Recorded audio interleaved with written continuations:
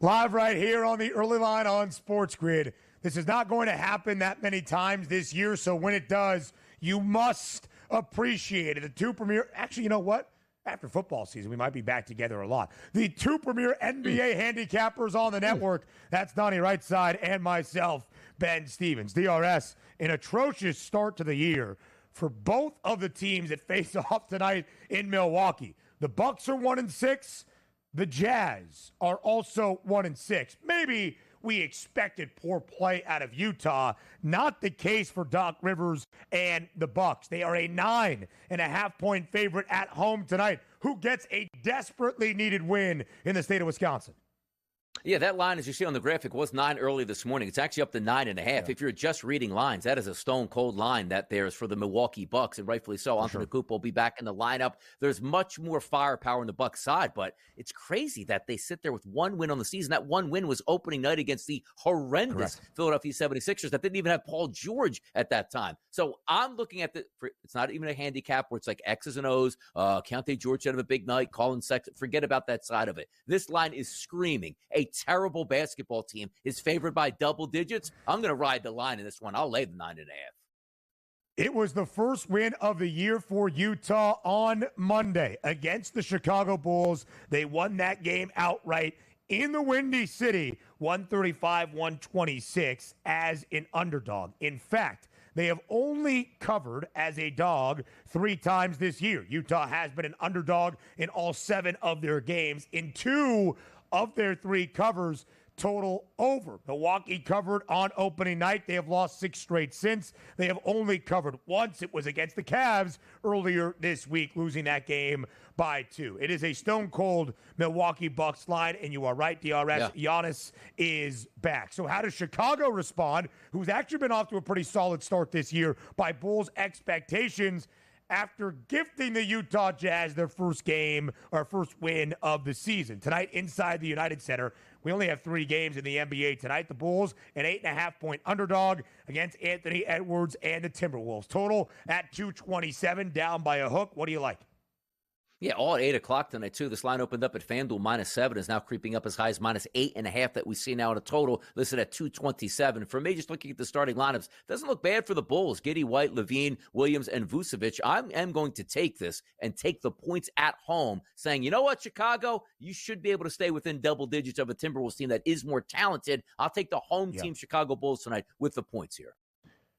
The Minnesota Timberwolves, favored in every game this year, are 4-3 and just 2-5 against the spread. Normally a defensive standout last year. The T-Wolves over in 4 of 7. Chicago over in 5 of 8. DRS, the Bulls started 3-2, and it was the first time in nearly 2 years Chicago was above 500. They have now dropped 3 in a row. They have not covered in any of those 3, and they have gone over in 3 consecutive games. San Antonio Spurs, of course, we brought you the news earlier this week, or maybe you have seen. Greg Popovich is dealing with a health issue at this moment for San Antonio. The Spurs, a 4-point home favorite tonight against the Portland Trailblazers. Victor Wembanyama trying to turn this San Antonio franchise back into winning ways. It's been a slow start here in his sophomore season in the NBA.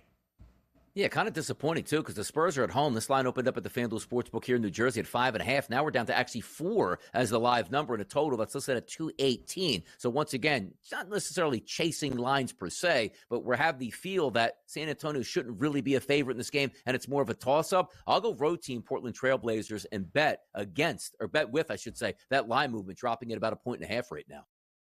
Yeah, the Spurs were an underdog in basically every game last year, or a good majority of their games. I think 73 of 82, something of the sort. San Antonio only a favorite once this year against the Jazz team we have talked to you about that has been off to a dismal start this season. They did win that game 106-88, covering as a short 2-point favorite. Game also stayed under. San Antonio under in 4 of their first 5, now over in 3 straight.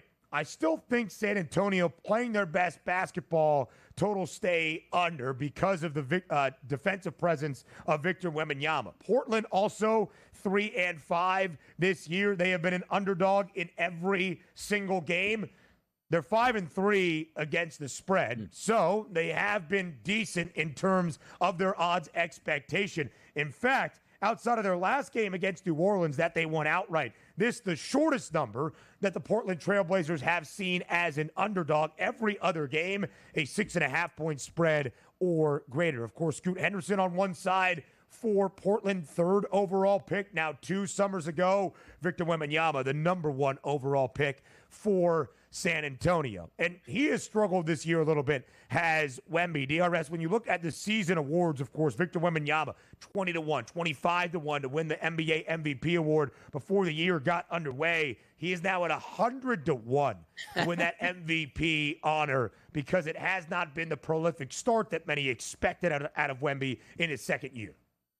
I know there's always a lot of expectations on him. Remember his first, summer league game where he didn't play that well, and he's an absolute bust. Can't believe they took him. A guy from France, you got to at least let him play in the NBA. He looks just fine. He'll be just fine this year, too, because his usage rate is going to be absolutely massive the rest of the way. So maybe you are getting a discount on Victor Wembanyama because young players typically get better as their early seasons move. Do we expect Wembanyama to come and have a triple-double every single night, a quadruple-double at this point? No, but I guarantee you by January and February, those numbers will be crazy good. It's just a matter of can San Antonio hang around and play meaningful basketball games to sort of amplify what he's doing. That's also part of it, right? I believe the win total for the Spurs prior to this season was somewhere in the mid to upper 30s. 39.5 is the number that kind of sticks in my brain. If that is the case, and they get close to that, they're still probably not going to be a playoff team in the Western Conference or in the play-in tournament, but it just shows growth for this San Antonio organization. In fact, DRS, right now, there are 9 teams around the Western Conference, at least a game above 500 or better. There are only 2 in the Eastern Conference. It's the undefeated Cavs and the reigning champs, the Celtics, at 7-2. Everybody else in the Eastern Conference is an even 500 or worse. Not the greatest brand of basketball in large part around the NBA to begin this season. Now over 2 weeks in.